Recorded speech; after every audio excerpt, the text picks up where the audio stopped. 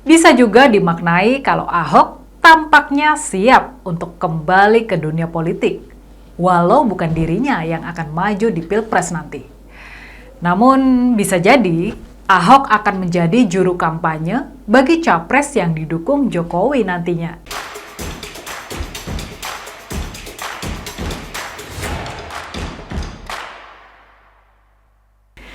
Beberapa hari yang lalu, ada acara kumpul bareng ex-relawan Ahok pada Pilkada 2017 yang lalu. Dan acara itu dihadiri langsung oleh Ahok bersama istrinya, Puput Nastiti Devi.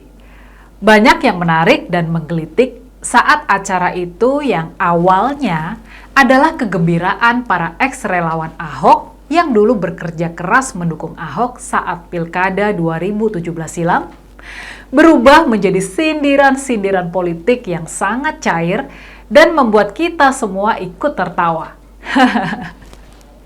Sebelumnya, Ahok berkata, dirinya lebih sehat setelah bisa menerima kekalahan, sekaligus kenyataan bahwa dirinya harus tersingkir dari pertarungan demi kursi DKI 1 dan DKI 2 yang dimenangkan oleh Anies Sandiaga dengan cara yang sangat tidak fair, terutama oleh kelakuan para pendukung dari pihak pemenang.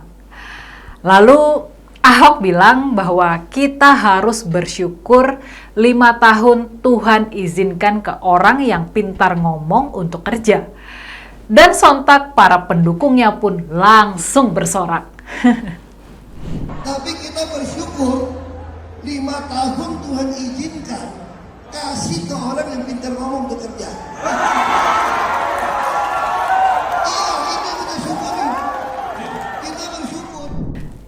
Selain itu juga, masih ada yang menarik ketika host di acara itu, Mas Jopre, bertanya kegemaran Ahok sekarang, yang punya waktu lebih untuk berjalan-jalan, tentang bagaimana tanggapan Ahok terkait sumur resapan. Namun Ahok tidak mau menanggapi itu, dan hanya tertawa riang seraya berkata, tak mau bahas politik. Ahok muncul di hadapan para relawan ini bukan tanpa maksud atau hanya kebetulan semata. Munculnya Ahok ini bisa dianggap sebagai tes ombak untuk mencermati respons para relawan, juga reaksi para lawan kubu Ahok seperti apa. Ucapan Ahok bahwa 5 tahun terakhir menjadi contoh yang baik karena negeri ini disuguhi pemimpin daerah yang jago omong tapi nggak becus kerja, tampak seperti pemanasan untuk menyadarkan masyarakat bahwa jangan pilih pemimpin yang tidak pantas untuk memimpin. Dan begitu bersemangatnya Ahok di hadapan para ex-relawannya itu, bisa juga dimaknai kalau Ahok tampaknya siap untuk kembali ke dunia politik, walau bukan dirinya yang akan maju di Pilpres nanti. Namun bisa jadi Ahok akan menjadi juru kampanye bagi capres yang didukung Jokowi nantinya. Jika ini benar, niscaya kegentaran akan terjadi. Ahok sangat menghormati dan mengagumi Jokowi. Siapapun nanti capres yang didukung Jokowi, pasti Ahok akan mendukung juga. Ahok juga menitipkan pesan kepada masyarakat untuk memantapkan hati agar jangan pernah memilih siapapun sosok yang hanya pintar ngomong tapi tidak bisa bekerja. Sudah jelas arahnya kemana kan? Mungkin itu sedikit pemanasan dari Ahok. Setelah ini pasti akan banyak reaksi yang muncul. Kemunculan Ahok ini pasti akan berlanjut nantinya karena dengan Ahok hadir di saat Anies sudah dideklarasikan capres oleh Nasdem, seolah mengingatkan masyarakat agar tidak lupa dengan cara-cara politik kotor yang dimainkan saat Pilkada DKI Jakarta 2017 silam. Masyarakat seolah dibangunkan lagi agar melihat ada sosok Ahok yang telah menjadi korban bagaimana politik identitas, sara, intoleran, ayat dan mayat dijadikan alat yang halal untuk mencapai tujuan politik. Betul. Dan orang juga ada lihat karakter teruji. Ini mungkin mereka tahu sekali kalimatnya Abraham Lincoln ya. Kalau nggak salah presiden ke-16 Amerika. Dia kan bilang kan, Kalau mau uji karakter sejati dari seseorang, kasih dia kekuasaan. Melihat Ahok kembali muncul ini, pasti membuat gerah Surya Paloh dan Nasdem. Bagaimana tidak? Dulu Surya Paloh yang pertama kali mengusung Ahok dan pasang badan membela Ahok saat dilaporkan penistaan agama. Dan Paloh juga tidak suka adanya politik identitas saat itu. Dan banyak bukti yang jelas, jejak digital 5 tahun kemarin masih hangat diingatan kita. Namun bukan politik namanya kalau tidak dinamis.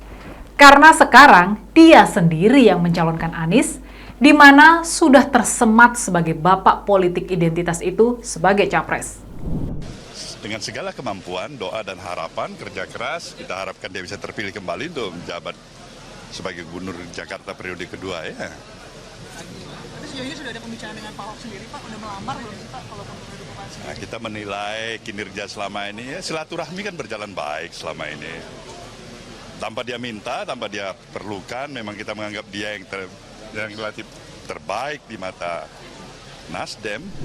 Walau kita tahu bahwa sampai hari ini belum terwujud koalisi Nasdem dengan partai lain untuk dapat mengusung Anies di Pilpres 2024 nanti. Katanya sih, 10 November 2022 akan ada deklarasi koalisi dengan PKS dan Demokrat. Namun ada kabar pula bahwa PKS dan Demokrat tidak sepakat. Mungkin belum sepakat soal cawapres, karena PKS dan Demokrat punya kandidat cawapres masing-masing. Kalau nantinya PKS dan Demokrat tidak bergabung dengan Nasdem, dipastikan Anies tidak akan mendapat tiket Pilpres 2024. Bagi PKS dan Demokrat, mereka masih bisa bergabung dengan partai lain, minimal untuk meningkatkan elektabilitasnya agar lolos ambang batas parlemen DPR 2024. Apalagi kalau bergabung dengan koalisi pemenang Pilpres, jatah menteri akan menanti.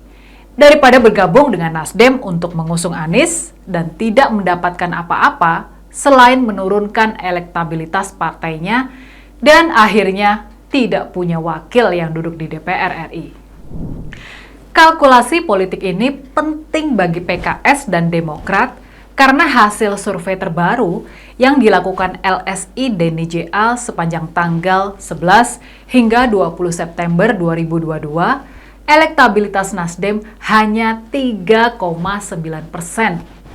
Sementara syarat perolehan suara untuk mendapat kursi DPR atau parliamentary threshold adalah 4%.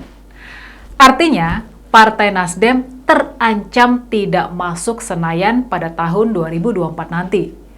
Sementara PKS dan Demokrat masih aman berdasar survei tersebut karena PKS masih ada di angka 8,3% dan Demokrat 5,4%.